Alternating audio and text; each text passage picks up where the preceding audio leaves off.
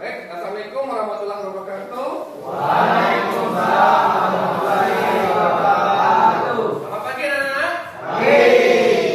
Apa kabarnya hari ini? Baik. Oke, alhamdulillah ya, semua ya. Ada yang tidak masuk? Masuk semua ya. Nah, baik nak. Ini adalah pertemuan pertama kita, ya. Otomatis di pertemuan pertama ini ada hal-hal yang harus kita sepakati. Karena tidak mungkin pembelajaran yang kita lakukan tapi tidak ada kesepakatan di awal dulu, ya, tentang keyakinan kelas yang harus anak-anak ketahui dan kita sepakati bersama. Oke, sebelumnya siapa yang tahu apa itu keyakinan kelas? Ada? Keyakinan, yakin? Oke, kalau tidak ada yang tahu, sini Pak kasih tahu ya. Nah, keyakinan keras ini adalah nilai-nilai kebajikan yang harus kita sepakati, ya, untuk di kelas dan untuk di sekolah kita.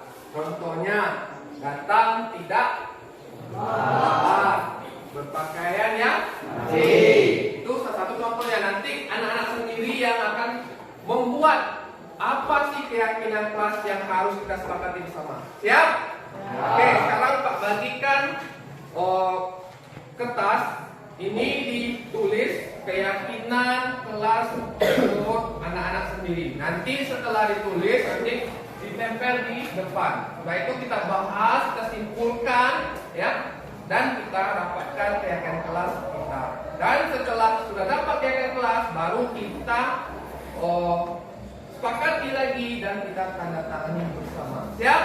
Oke, siap ya. Pagi ini.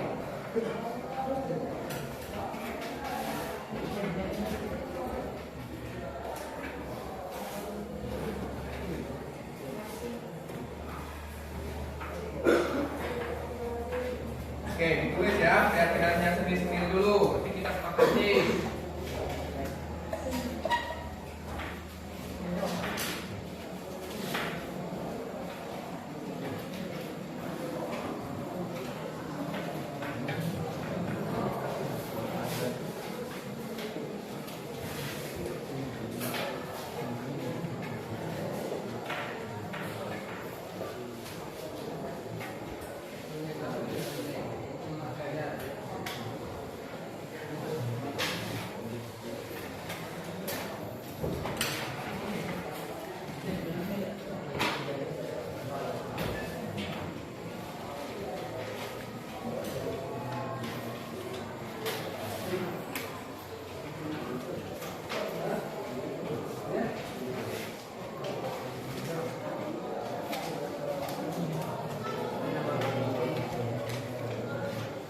Oke, silakan tulis nak.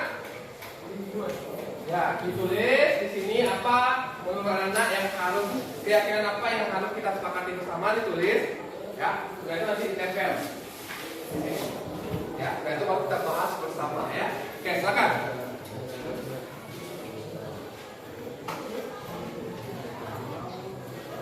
Oke, contoh tadi kita kasih tahu ya, menjaga kebersihan. Ya, misalnya terus menghormati dan menghargai sesama teman, tidak terlambat datang dan masuk kelas. Oke, yuk silakan. Sudah. Nah, kalau sudah boleh tempelkan sudah. Yuk, silakan. Tempelkan sudah. Ya. Yuk, silakan.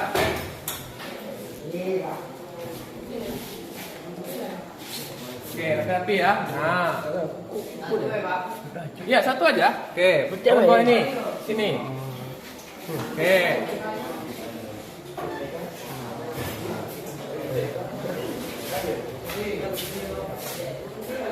Yuk, siapa lagi? Oke.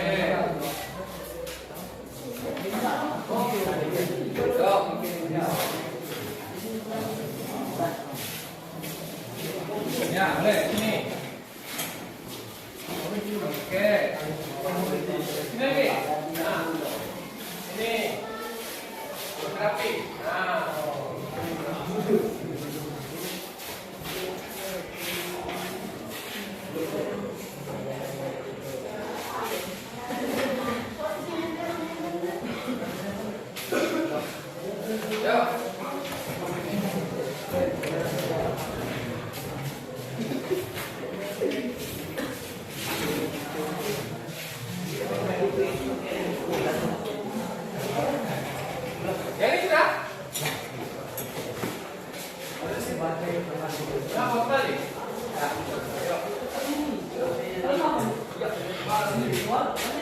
Action.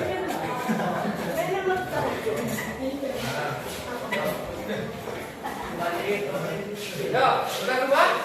Yeah.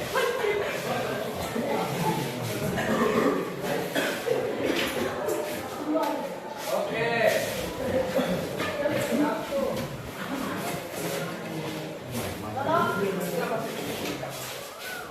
Oh, ini yang lima lagi.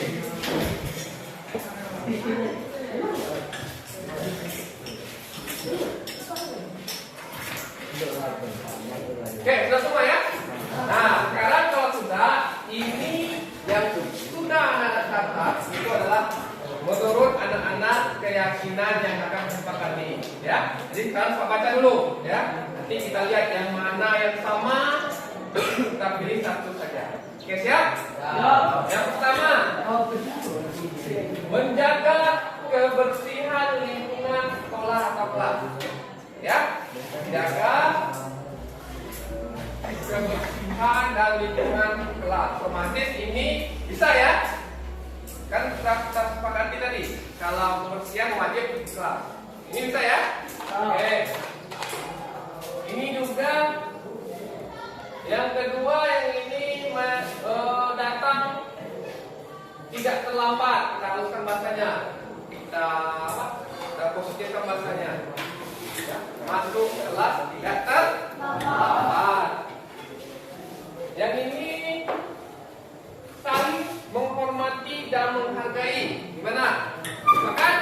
Sepakat ya? Karena di kelas mungkin kita tidak saling menghormati. Nah, dalam kita di kelas pelajaran harus saling menghormati dan menghargai. Yang ini menjaga kebersihan, sama ya dengan ini. Ya, nanti yang ini kita cabut. Yang ini menjaga kebersihan dan menghormati, sama.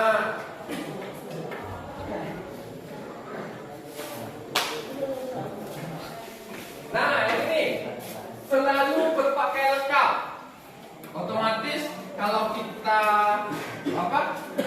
haluskan bahasanya itu sama dengan disiplin ya.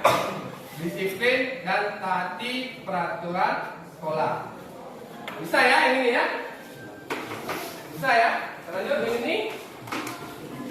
Saling membantu sesama teman. Gimana? Saling membantu sesama teman. Bisa? Bisa. Iyalah, kenapa? Karena tidak mungkin kita bisa hidup sendiri nah. Kita harus membutuhkan teman. Ya. Oke, mantap ini. Yang ini menjaga nama baik sekolah. Menjaga nama baik sekolah. Masuknya ke sini ya. Ke aturan sekolah ya, seperti ini ya. Ya, kita tentukan ke sini. Oke, mantap. Yang ini menjaga kebersihan. Masuknya ke ini tadi ya.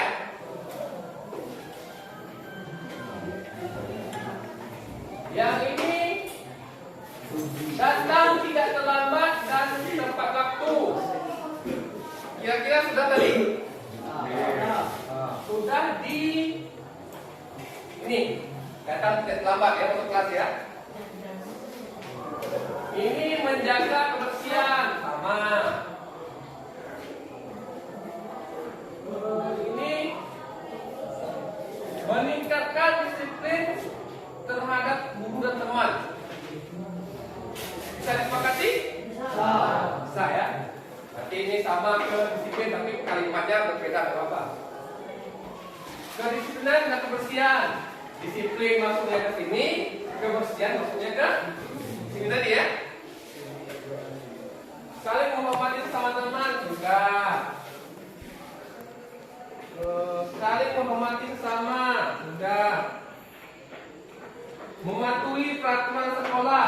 Maksudnya ke disiplin atau ini. Ya. Mematuhi peraturan sekolah sama. Menjaga nama baik sekolah masuk ke sini ya. Yang ini kembali. Datang tidak terlambat. Oke, ini. jaga kebersihan sekolah kita. Sudah ada ya? Saling menghormati, kebersihan kelas. Oh ini, kebersihan kelas dan menjaga tertib di sekolah.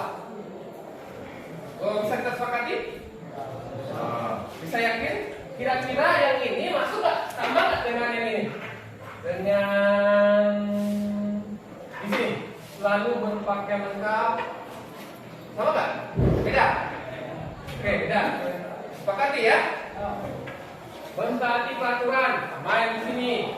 Yang terakhir, tidak terlambat masuk ke sekolah. Nanti sama dengan yang di sini.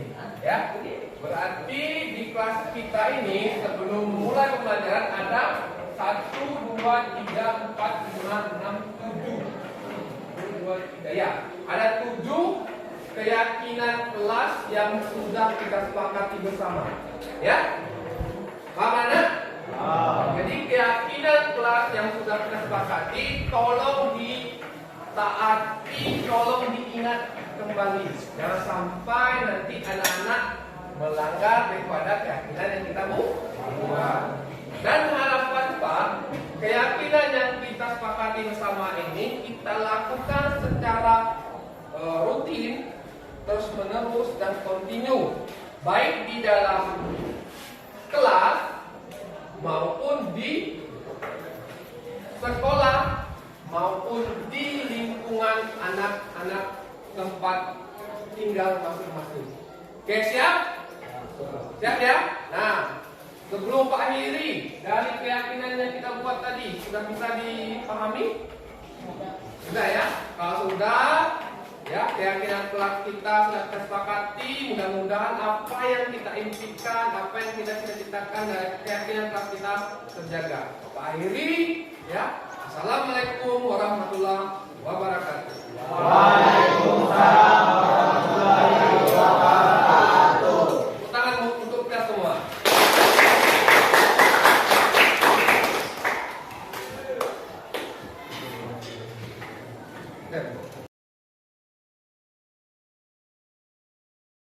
Oke, baik. Assalamualaikum warahmatullahi wabarakatuh. Oke, sebelumnya saya ucapkan terima kasih kepada Ibu telah meluangkan waktu di sini. Saya akan mempresentasikan tugas daripada calon guru pemula, yaitu tentang modul 1.4 kesehatan budaya.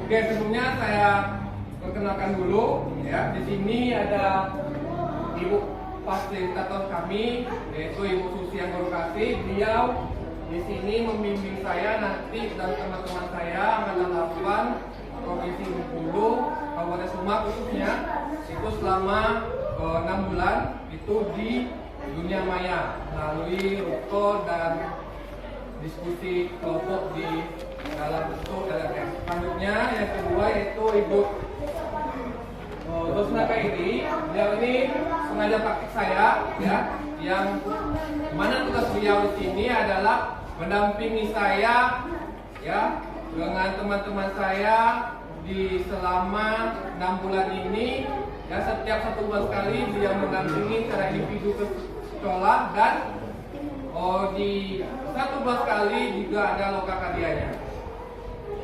Lanjut ya, Bu.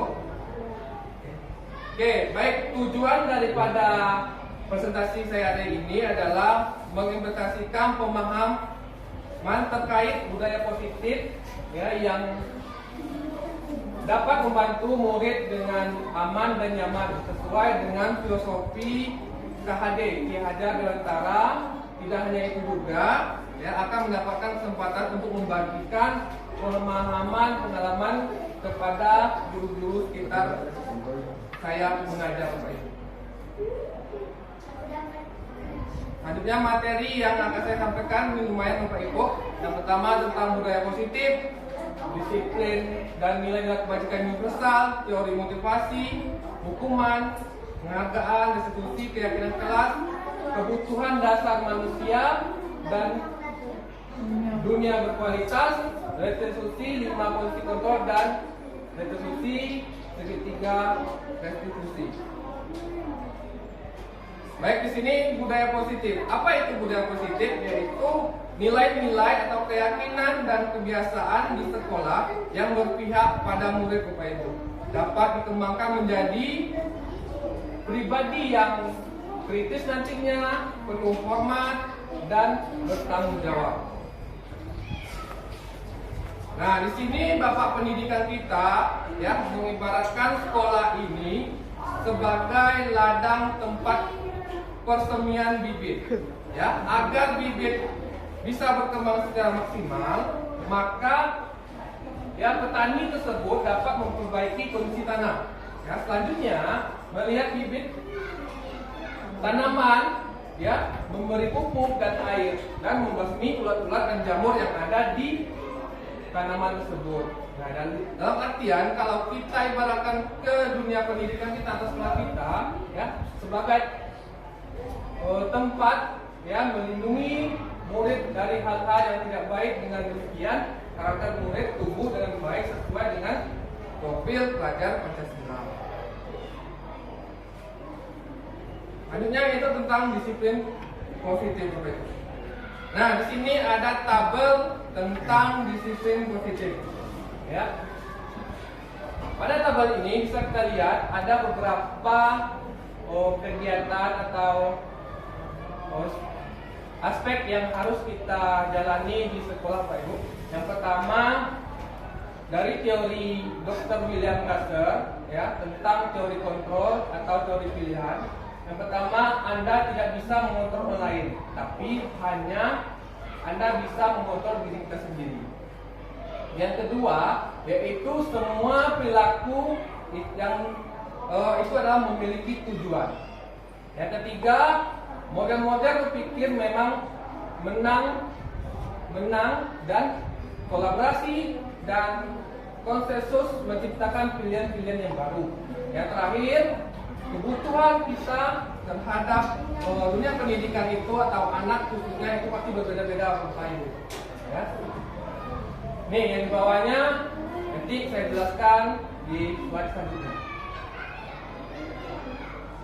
Nih, selanjutnya yaitu tentang tujuan dari disiplin positif adalah menanamkan motivasi pada murid kita untuk menjadi orang yang mereka inginkan dan menghargai diri sendiri dengan nilai-nilai yang mereka percayai.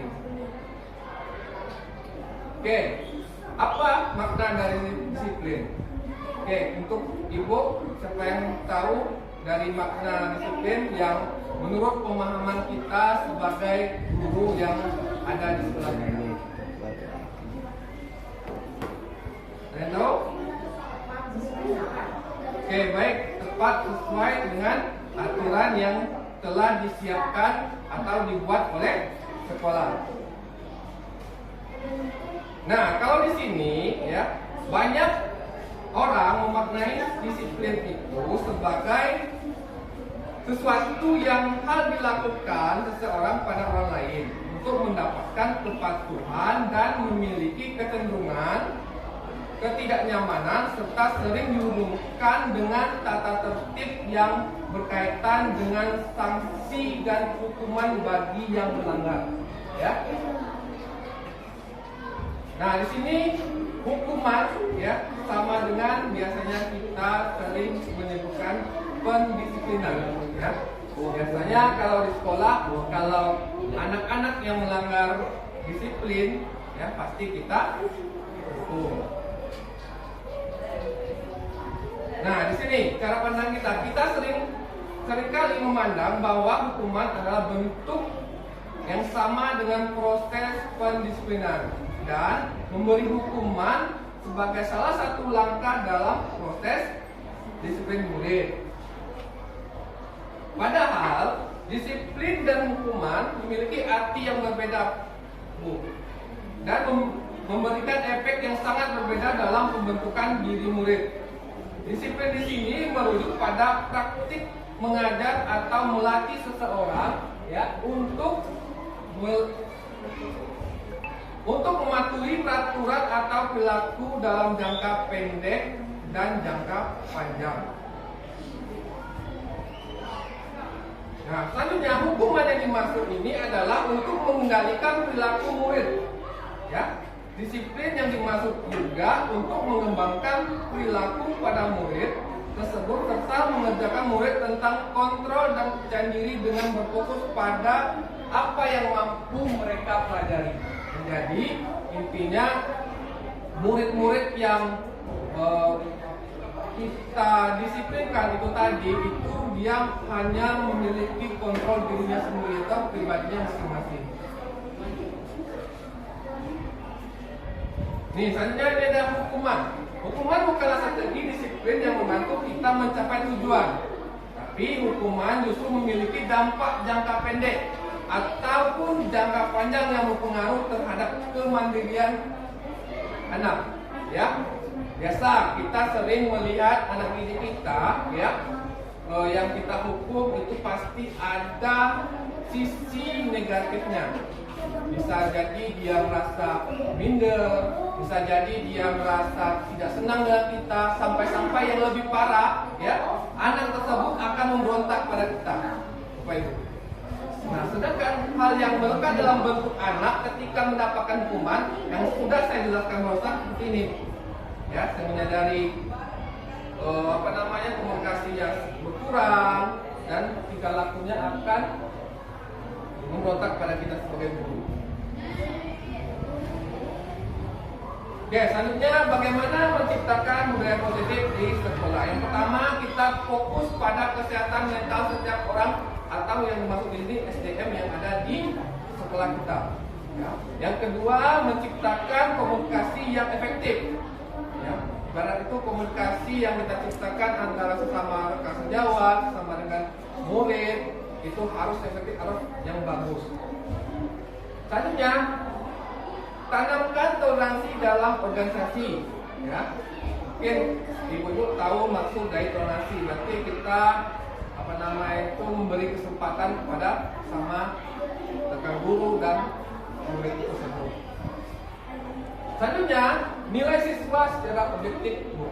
Jadi kita menilai siswa itu secara objektif, maksudnya menilai siswa dengan kemampuannya yang benar-benar ada pada diri tersebut. Selanjutnya itu wujud kesejahteraan di kelas, ya, memotivasi siswa dan tunjukkan apresiasi pada anak tersebut, ya. Nah, biasanya kita di kelas, ya, selalu, ya, tidak lepas dengan kata-kata motivasi supaya apa yang kita inginkan dari ruang lingkup kelas kita atau sekolah kita dengan kata-kata motivasi tersebut, sehingga tujuan daripada apa yang kita tunjukkan itu akan tercapai. Oke, selanjutnya yaitu dengan nilai-nilai kebajikan universal. Baik, di sini nilai-nilai kebajikan adalah sifat-sifat positif manusia yang merupakan tujuan mulia yang ingin dicapai setiap individu. Nilai-nilai tersebut bersifat universal dan lintas bahasa, suku bangsa, agama maupun latar belakang. Oke, nilai-nilai kebajikan yang ingin kita capai setiap anak Indonesia yang sering kita kenal dengan profil pelajar Pancasila. Yang pertama, beriman, bertakwa kepada Tuhan Yang Maha Esa. Yang kedua, bernalar kritis, mandiri, berkebinekaan global, bergotong royong, dan yang terakhir itu kreatif. Nah, di sini pemaparan dari beriman, bertakwa kepada Tuhan Yang Maha Esa dan berakhlak mulia. Pelajar Indonesia yang berakhlak mulia adalah pelajar yang berakhlak dalam hubungan dengan Tuhan Yang Maha Esa. Ia memahami ajaran agama dan kepercayaan serta menerapkan daripada pemahamannya di dunia kehidupannya sehari-hari maupun di sekolah dan di kelasnya. Selanjutnya, berkebinekaan global. Di sini mengenai dan menghargai budaya dan kemampuan komunikasi interkultural dalam berinteraksi dengan sesama, refleksi dan tanggung jawab terhadap pengalaman kebinekaan. Gotong royong. Nah, di sini Bapak Ibu, gotong royong ini nanti dibagi lagi menjadi 3. Yang pertama, kolaborasi, yaitu bekerjasama antar teman-teman, guru dan lingkungan yang ada di sekolah. Yang kedua, kepedulian. Kepedulian di sini memperhatikan dan bertindak proaktif terhadap kondisi keadaan di lingkungan fisik sosial yang ada di kelas maupun di lingkungan sekolah. Yang terakhir, berbagi, ya, memberi dan menerima segala satu hal yang yang penting bagi kehidupan pribadi dan bersama, serta mau dan mampu menjalani kehidupan bersama yang mengedepankan penggunaan bersama sumber daya dan ruangan yang ada di masyarakat serta secara sehat. Selanjutnya, dari profil pada Pancasila itu yaitu tentang benalar kritis. Ya. Benalar kritis di sini memperoleh dan memproses informasi dan gagasan, ya, memiliki rasa keingin-tahuan, menunjukkan pertanyaan yang relevan, ya, dan seterusnya. Nah, di sini saya contohkan biasanya murid yang sifatnya benalar kritisnya yang bagus, biasanya dia mau bertanya apa sih materi yang kira-kira menurut dia atau menurut Ananda itu belum paham. Nah, dan seandainya dia sudah paham dan guru telah memberikan hal yang kurang tepat, pasti dia akan mengacungkan tangan dan akan mengeluarkan pendapatnya sendiri. Itu yang dimaksud dengan benalar kritis. Selanjutnya, kreatif, ya. Pelajar yang kreatif mampu memodifikasi dan menghasilkan sesuatu yang orisinal, bermakna, bermanfaat, dan berdampak. Di sini pas Bapak Ibu. Nah, kebetulan sekolah kita seperti juruan, pasti anak kita atau siswa kita dituntut dengan kreatif, ya. Dan kreatif tersebut motornya adalah dari kita sebagai fasilitator yang diutus per mapel masing-masing. Contoh, kalau kayak saya kebetulan di PKR, biasanya anak-anak yang kreatif itu ya dia langsung apa yang ibaratnya yang saya berikan belum saya aplikasikan ke praktek, dia langsung tahu. Kayak gitu kreatif. Itu dari hal praktek. Dan selanjutnya kalau anak-anak yang kreatif juga di pembelajaran umum dan lain-lain, dia bisa menggunakan sarana yang ada di sekolah kita, ya, tentunya kayak di lab maupun di labor yang ada di sana. Nah, yang satunya, ya, yaitu tentang mandiri. Ya, mandiri di sini kesadaran akan diri dan situasi yang dihadapinya, ya.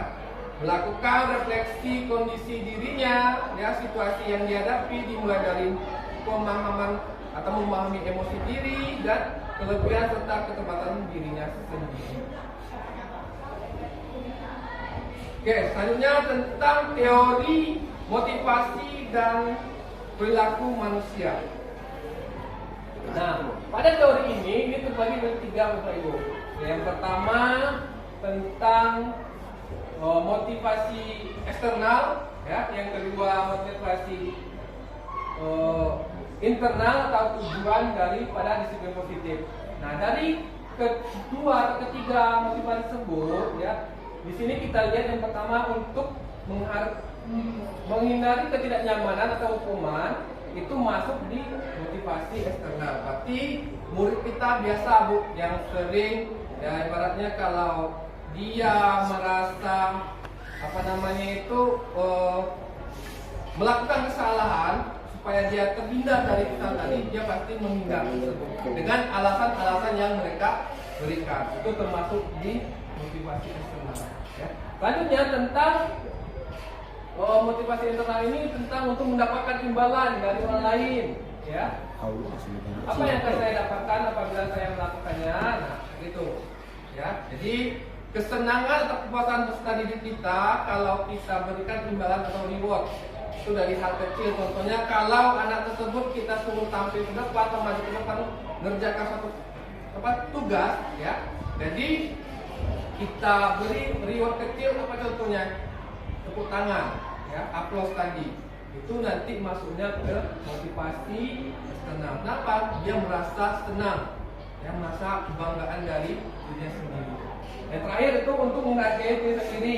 Biasanya saya akan menjadi orang yang seperti apa bila saya melakukannya. Ya, itu termasuk dari motivasi internal, tujuan, disiplin positif. Ya.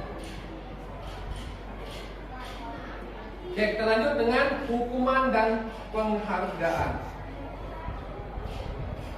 Dalam menjalankan peraturan ataupun keyakinan kelas yang ada di sekolah, bila mana ada sesuatu pelanggaran, tentunya sesuatu harus terjadi. Untuk itu kita perlu meninjau ulang tindakan penegakan peraturan atau keyakinan kelas atau sekolah kita selama ini. Tindakan tersebut suatu pelanggaran pada umumnya berbentuk hukuman atau konsekuensi. Nih contoh tabel daripada hukuman dan penghargaan tadi Pak Ibu. Nah, di sini kita biasa di posisi yang mana pikirannya Bu? Sini ya. Hukuman. Nah, dalam artian ya, posisi hukuman yang kita berikan itu yang kita pelajari di calon guru penggerak ya, itu adalah identitas yang gagal. Kenapa? Tadi saya sudah menjabarkan, karena kalau memberi hukuman, efek yang terbesar itu anak-anak bisa memberontak pada kita. Ya.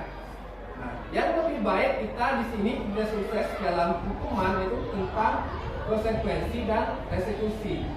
Ya, ini contohnya sesuatu yang menyakitkan harus terjadi, itu masuk dalam hukuman. Ya, kalau konsekuensi, ya kita harus sesuatu harus terjadi juga, restitusi merupakan pilihan. Berarti ini nanti saya jelaskan bagaimana sih cara mengaplikasikannya dengan tersebut.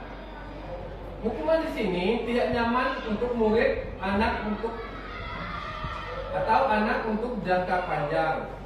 Nah, kalau konsekuensi, ya anak jangka pendek cuman kenyamanannya tidak nyaman untuk murid atau anak jangka pendek, menguatkan untuk murid anak dalam jangka waktu panjang. Kalau hukuman, korban mendapatkan keadilan, ya. Sedangkan konsekuensi, korban bisa diabaikan. Ya, contohnya kayak gini, biasanya kalau kita ada anak yang melakukan kesalahan, kita memberikan hukuman, itu kan anak tersebut mendapat keadilan. Kalau konsekuensi enggak, kita abaikan, cuma bertanya aja kenapa sih kamu melakukan kesalahan tadi, ya, kita tanyakan keyakinan kelas apa yang sudah kamu langgar. Oke, kita lanjut Bu tentang restitusi. Nah, pengertian dari restitusi adalah proses menciptakan kondisi bagi murid untuk memperbaiki kesalahan mereka, sehingga mereka bisa kembali pada kelompok mereka dengan karakter yang lebih kuat. Restitusi juga merupakan proses kolaborasi yang mengajarkan murid untuk mencari solusi dari permasalahan mereka dan membantu murid berpikir tentang apa, ya, seperti apa yang mereka inginkan menjadi tujuan mulia, ya, dan bagaimana mereka harus memperlakukan orang lain. Di sini pengertian restitusi ini dikutip dari Golden tahun 2001. Jadi intinya restitusi ini buku untuk memperbaiki kesalahan yang dilakukan, ya.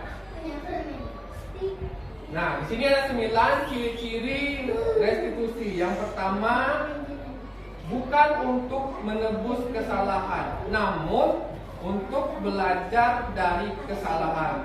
Yang kedua, memperbaiki hubungan. Yang ketiga, tawaran, bukan paksaan. Ya. Yang keempat, restitusi menuntut untuk melihat ke dalam diri anak tersebut. Yang kelima, restitusi mencari kebutuhan dasar yang mendasari tindakan yang dilakukan daripada kesalahan tadi.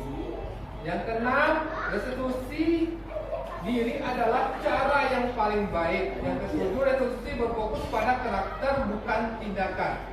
Yang kedelapan, restitusi fokus pada solusi.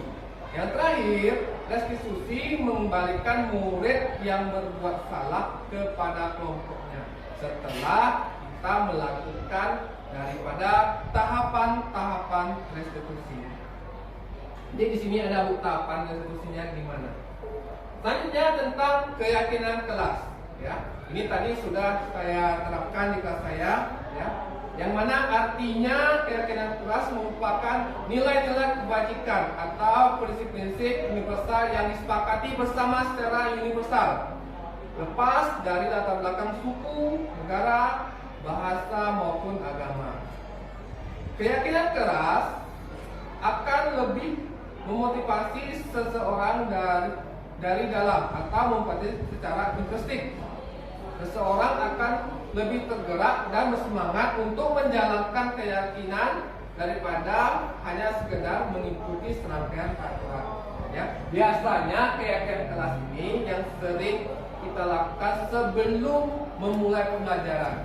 Ya, kalau dulu namanya kalau nggak salah saya tentang kontrak pembelajaran. Ya, kalau sekarang diperhalus lagi. Kalau kontrak itu hanya cakupannya sedikit. Ya, nah kalau tentang keyakinan kelas itu cakupannya mulai dari kelas, ya, peraturan sekolah sampai di luar tempat anak tersebut hidup atau sosial mereka. Ini ya tahapan atau cara pembuatan keyakinan kelas. Yang pertama, keyakinan kelas hendaknya bersifat lebih abstrak. Ya, abstrak di sini ya terdata atau tertulis tapi bisa diaplikasikan, jangan muluk-muluk. Ya. Yang kedua, keyakinan kelas dituliskan berupa pernyataan universal. Ya. Yang ketiga, pernyataan keyakinan kelas senantiasa dibuat dalam bentuk positif. Contoh kayak tadi saya terapkan di kelas ke-10 tentang keyakinan kelasnya tidak terlambat masuk kelas. Nah, kalau positifnya kita haluskan menjadi datang tempat waktu tutup, ya. Selanjutnya, keyakinan kelas hendaknya tidak terlalu banyak sehingga mudah diingat, dipahami oleh semua warga kelas. Ya, nanti kita buat ibu ya sebelum belajar, awal pembelajaran kita buat keyakinan kelas, tapi jangan banyak sekali, nanti anak tersebut lupa. Selanjutnya, keyakinan kelas sebaiknya sesuatu yang dapat diterapkan di lingkungan juga. Ya. Selanjutnya, sesuai dengan kondisi. Nah, di sini yang dimaksud dengan sesuai kondisi, kita lihat kondisi sekolah kita. Ya, jangan sampai nanti keyakinan kelas kita samakan dengan keyakinan kelas yang ada di sekolah lain. Contohnya kayak kita lihat SDM atau murid-murid kita yang kita ajar. Semua warga kelas hendaknya ikut berkontribusi dalam pembuatan keyakinan kelas, ya, lewat kegiatan curah pendapat. Nah, biasanya kalau keyakinan kelas ini, ya, kita sebagai guru di awal itu, ya, harus memiliki kertas kecil. Boleh sih, yang lain juga boleh. Jadi seluruh siswa kita libatkan, ya. Nah, nanti baru kita sepakati, kita tarik kesimpulan yang mana sih yang keyakinan kelas yang harus kita sepakati tadi. Yang terakhir, bersedia meninjau kembali keyakinan kelas dari waktu ke waktu. Jadi keyakinan kelas yang sudah kita buat, Bu, ya, kita tinjau lagi apakah ini berjalan atau tidak. Kalau tidak, bisa kita revisi bersama-sama, kita buat kembali keyakinan kelas bersama-sama. Ya. Nih contoh keyakinan kelas yang saya buat bersama murid saya, ya. Yang pertama yaitu tentang selalu menjaga kebersihan kelas dan halaman sekolah, ya. pasti perlu ya. Nah, kenapa di sini selalu menjaga kebersihan? Kita tidak mungkin belajar di tempat yang kotor. Nah, jadi anak-anak itu kita yakinkan setiap sebelum belajar kelas itu sudah bersih, lingkungan kelas sudah bersih. Ini semua kesepakatan dari mereka. Yang kedua, saling menghargai dan menghormati antara teman sesama dengan guru dan teman di atas mereka. Yang ketiga, selalu bekerja sama, saling membantu dan bergotong royong. Nah, di sini harus kita tekankan, bekerja sama di sini bukan mencontek. Nanti mereka bilang nanti, Pak, bekerja sama nggak mencontek? Beda. Ya. Bekerja sama di sini dalam artian bergotong royong atau kita aplikasikan di kayak apa namanya itu bertugas upacara, itu kan teamwork, kerjasama, kebersihan, ya senam. Selanjutnya ini mengambil keputusan dengan musyawarah. Nah, kebanyakan ya siswa kita yang sering terjadi melanggar aturan itu gara-gara tidak musyawarah. Contohnya kayak berkelahi. Ya, biasanya kalau berkelahi itu tuh emosi sesaat, itu emosi yang ditonjolkan individu sendiri. Kalau dilakukan dengan musyawarah, insya Allah tidak akan terjadi. Ya.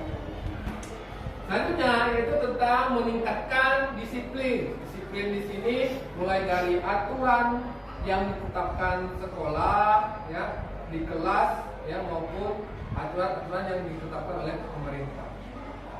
Nah, di sini juga tadi ada tentang memudayakan membaca, literasi, Bu.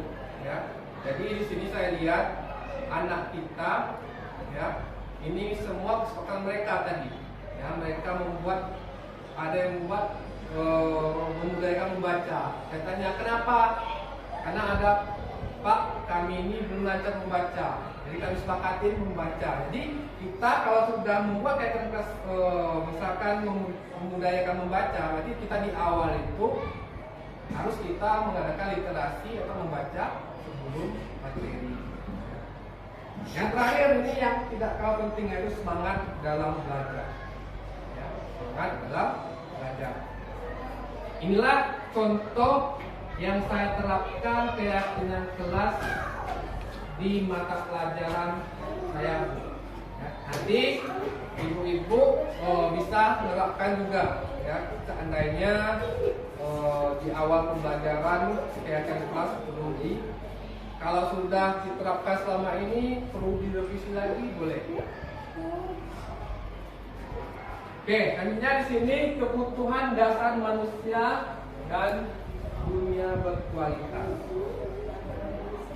Nah, Bu, di sini kebutuhan dasar manusia yaitu ada 5. Yang pertama tentang kebutuhan untuk bertahan hidup, kebutuhan cinta dan kasih sayang, kebutuhan dasar kebebasan, kebutuhan dasar kesenangan, dan yang terakhir kebutuhan dasar kekuasaan.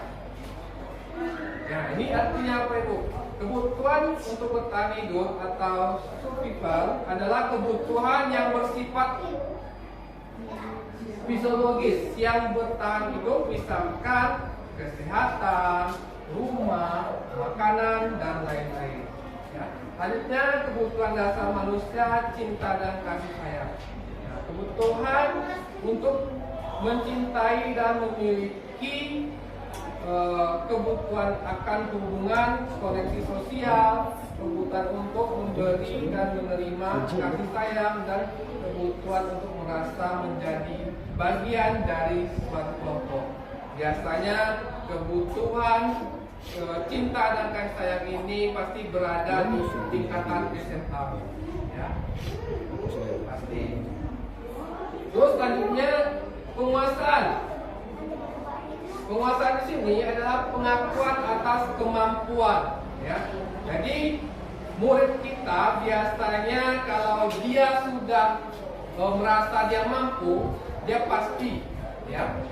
Ibaratnya itu kalau bahasa tidak positifnya itu kayak angkuh, ya. Kenapa? Dia merasa pengen pengakuan dari orang lain, ya.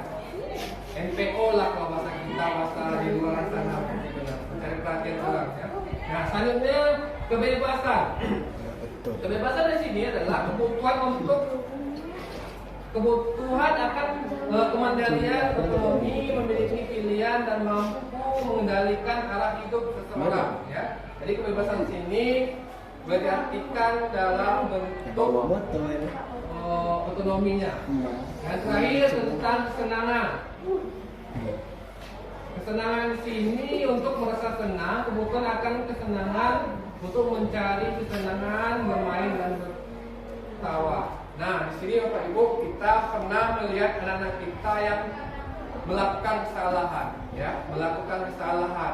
Dalam artian siswa kita melakukan kesalahan kalau kita mengerti 5 kebutuhan dari dasar manusia, ya pasti ada salah satu segolongan situ. Contohnya di sini saya pernah di pendidikan guru penggerak pernah menghukum siswa terlambat, ya. Jadi kasus saya dulu pernah menghukum siswa terlambat karena kalau saya pelajari kenapa dia terlambat, karena dia ternyata, ya, anak tersebut dia kesiangan pergi sekolah gara-gara bantu orang tuanya berjualan. Di sini kita lihat dari kelima kebutuhan tadi dia masuk ke sini untuk bertahan hidup. Ya. Jadi jangan sampai nanti kalau kita sudah tahu, ya, menghukum anak itu, seandainya sudah tahu kebutuhan apa yang dilanggar anak tersebut, ya pandai-pandai kita lah mengkondisikannya. Oke, kita lanjut dengan 5 posisi kontrol. Oke, posisi kontrol seorang guru. Yang pertama, menghukum. Yang kedua, membuat merasa bersalah. Yang ketiga, teman. Yang keempat, pemantau. Yang kelima, manajer. Jadi sebelum saya lanjutkan tentang pengertiannya, dari kelima posisi kontrol seorang guru, kira-kira kita berada di posisi mana? Pribadinya dulu. Yakin manajer?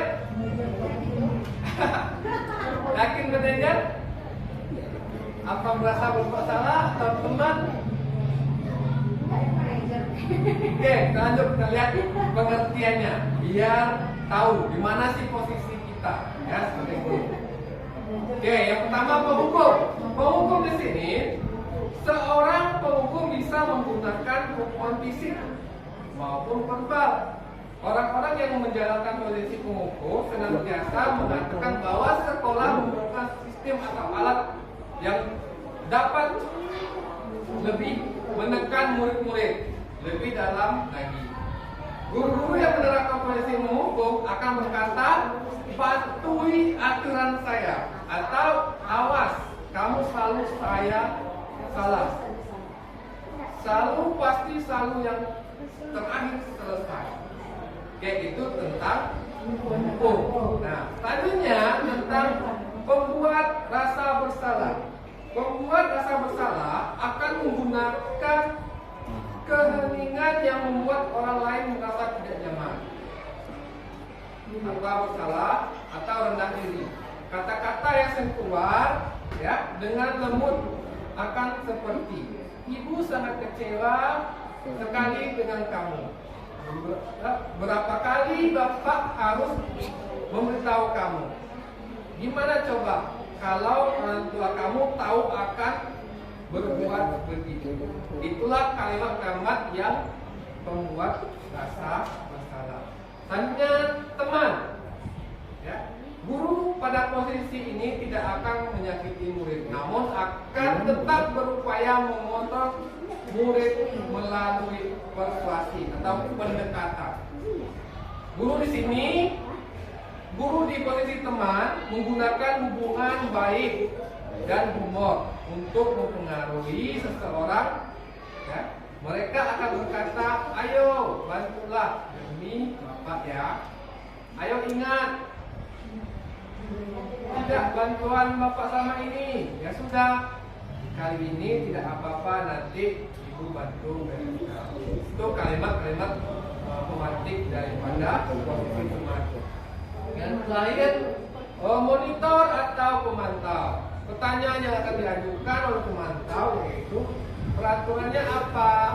Ya, ibarat pemantau itu kita sebagai supervisor atau selalu mengingatkan apa sih peraturan-peraturan yang ada di kelas ataupun di sekolah. Ya, biasanya ini pemantau nih mahasiswa ya. Ya, yang terakhir yaitu tentang manajer. Manajer adalah posisi mentor di mana guru berbuat sesuatu bersama dengan murid. Mempersilahkan murid bertanggung jawab, ya kan, perilakunya, mendukung murid agar dapat menemukan solusi atas permasalahannya sendiri. Seorang manajer telah memiliki keterampilan di posisi teman maupun pemantau. Nah, dari kelima posisi tadi, Bu, yang paling tepat harus kita miliki yaitu tentang manajer. Ya, benar kata Ibu Glenn tadi ya. Kenapa? Karena manajer ini sudah merangkum daripada posisi kontrol tadi. Ya. Tapi biasanya kalau untuk guru-guru senior yang sudah tua-tua, apalagi yang baru pensiun, ini kendalanya di sini dia nggak akan menerima. Ya, kenapa? Karena menurut beliau sudah benar, ya pasti itu, ya itu yang saya temukan. Tapi pada kenyataannya, ya kalau di pembelajaran sekarang, kurikulum sekarang, ini yang harus kita terapkan. Ya. Oke, baik. Nah, di sini ada tabel pernyataan. Kira-kira pernyataan dari posisi kontrol tadi. Yang pertama, saya kecewa sekali dengan kamu. Kira-kira di sini termasuk posisi kontrol yang mana? Apa?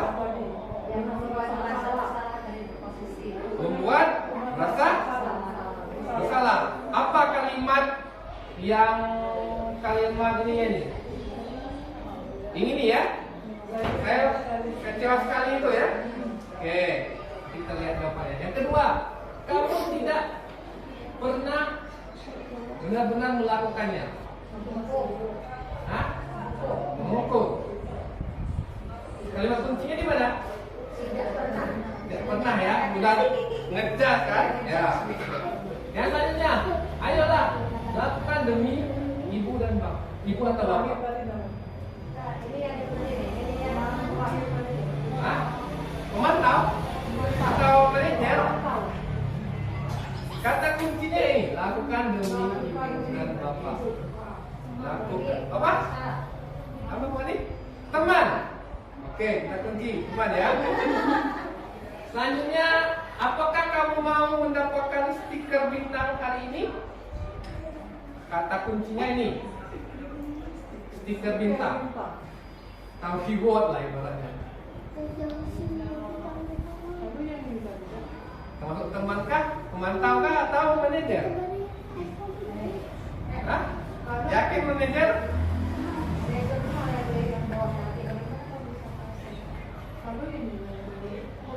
Selanjutnya yang di bawahnya, bagaimana kamu bisa menyelesaikan masalah ini? Nah, ini apa nih? Kata kuncinya menyelesaikan masalah. Tadi kan sudah dijelaskan tuh, ya kalimat tentang menyelesaikan masalah. Ini kalau kita lihat di sini pasti menyenjer ya, mencari solusi kan. Yang terakhir, kamu selalu yang paling terakhir. Menjawab, ya. Kita cek slide berikutnya. Nih, yang pertama benar ya, membuat orang merasa bersalah. Yang kedua, menghukum. Yang ketiga, teman, ya. Kan kata kuncinya, ayolah. Jadi kita mengajak. Ya. Yang ke selanjutnya itu pemantau, ya. Karena memberi reward batu, apa namanya itu tadi?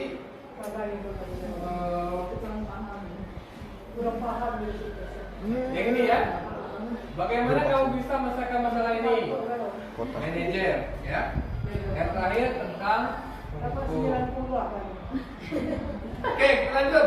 Ini 5 tabel 5 posisi kontrol ya. Di sini dijelaskan ya, ada identitas gagal, identitas berhasil atau sukses, atau identitas berhasil sukses ya. Ini kontrol dari luar diri ya, ini kontrol dari diri. Nah, inilah kalimat-kalimat pematiknya Bu ya, yang bisa sebagai acuan untuk kita menerapkan posisi kontrol tadi. Oke, selanjutnya ini mungkin materi terakhir yaitu tentang segitiga restitusi ya. Ada 3 langkah dalam melakukan segitiga restitusi. Yang pertama ya, menstabilkan identitas ya.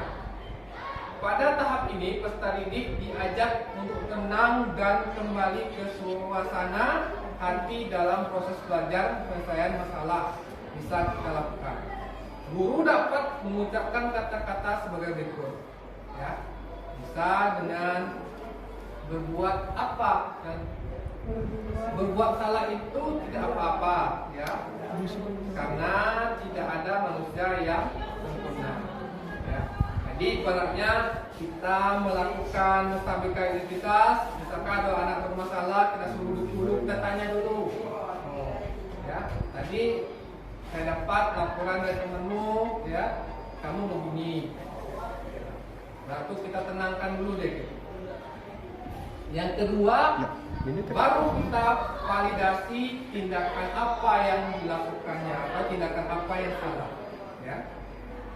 Di sini contoh kalimatnya ya. Pengertiannya itu perbuatan yang salah pada peserta didik seringkali dilakukan untuk memenuhi beberapa kebutuhan pada manusia. Disinilah guru harus mampu memahami maksud perbuatan peserta didik tersebut. Nah, contoh lambat tadi, seandainya kita validasi berarti dia lambat tuh, baru kita tanyain lagi. Yang terakhir tentang menanyakan keyakinan ya. Pada tahap ketiga ini peserta didik siap untuk dihubungkan dengan nilai-nilai yang dipercayai dan menjadi orang yang dia inginkan. Guru dapat mengucapkan kata-kata sebagai berikut ya. Apa yang kita percayai sebagai keyakinan kelas atau keluarga ya. Apa nilai-nilai umum yang telah kita sepakati atau keyakinan kelas yang telah kita sepakati. Misalkan kalau anak yang bermasalah lambat, otomatis keyakinan kelas kita tentang kedisiplinan ya. Yang terakhir, kesimpulan ya dari segitiga restitusi ini. Melalui segitiga restitusi ini kita dapat mewujudkan ya, mereka menjadi murid yang merdeka ya. Mereka mampu menyelesaikan masalah ya dengan motivasi internal dan menjawab dan bertanggung jawab terhadap pilihannya. Terakhir, terima kasih dan salam dan bahagia ya. Sebelum saya tutup pertemuan hari ini Bu, harapannya yang saya tampilkan tadi semoga bisa kita aplikasikan ya di sekolah kita, khususnya di kelas kita masing-masing ya, umumnya di sekolah kita, supaya apalagi kita sudah mulai merintis kurikulum IKM ini pas ya, tepat ya, budaya positif yang harus kita terapkan di sekolah. Mungkin cukup dari saya Bu, kalau ada kata yang salah saya mohon maaf. Saya akhiri. Assalamualaikum warahmatullahi wabarakatuh.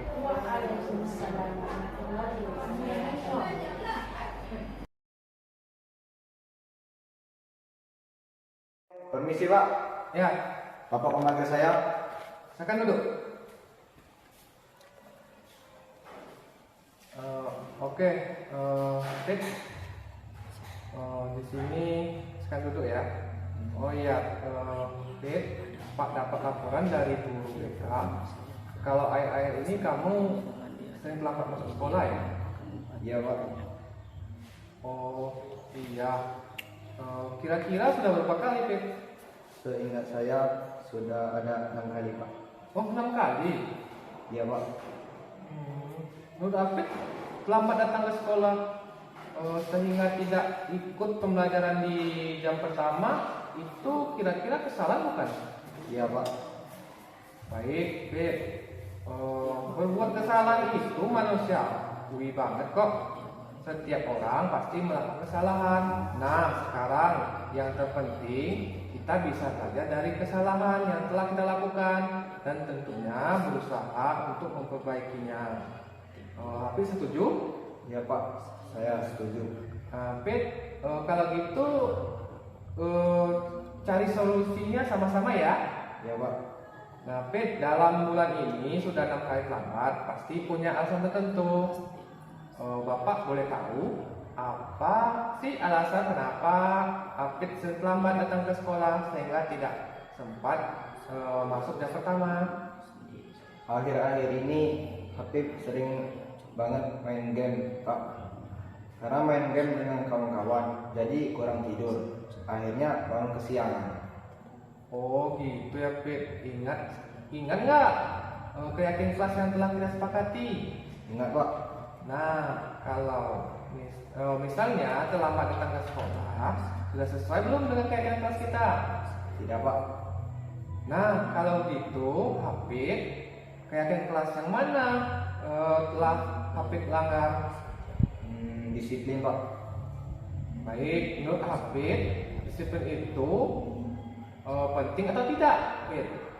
Penting Pak, karena dengan disiplin membuat Habib bisa datang ke sekolah lebih awal dan lebih menghargai waktu. Oke, betul sekali, Pit. Karena menghargai waktu itu sangatlah penting dan tentunya sangat bermanfaat untuk kita. Sama halnya kita bisa menghargai orang lain yang sekitar kita.